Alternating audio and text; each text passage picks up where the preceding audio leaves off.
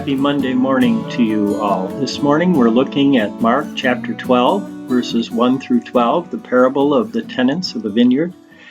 The context for this starts in Mark chapter 11, where the chief priests and the scribes and the elders came to Jesus and challenged him as to by what authority he did the things that he was doing. And Jesus didn't answer them directly. He asked them a question about John the Baptist, which they didn't answer, and so he didn't answer them either.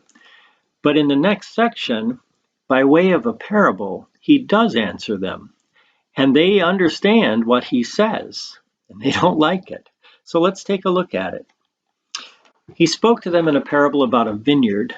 Now, if you know Old Testament history, Israel is referenced in a number of different places as a vineyard, as God's vineyard, and it's expected to bear fruit, and that the leaders are the tenders of this vineyard in this parable.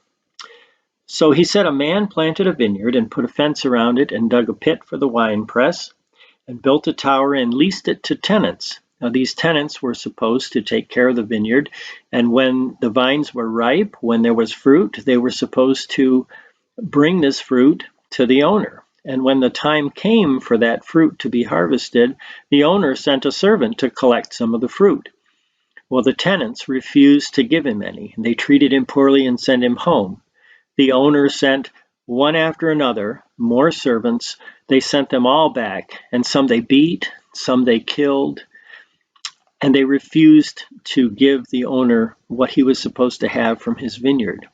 So the owner finally said, I'll send my beloved son. Surely they'll listen to him and respect him. So he sent his beloved son, but those tenants, the wicked tenants, wanted the vineyard for themselves. And they said, here's the heir. If we kill him, the vineyard will be ours. And so they killed the beloved son. So Jesus asks the question at the end. He says, what will the owner of the vineyard do? Well, he'll come and destroy the tenants and give the vineyard to others. Jesus was referencing the chief priests and the scribes and the elders who had come to him.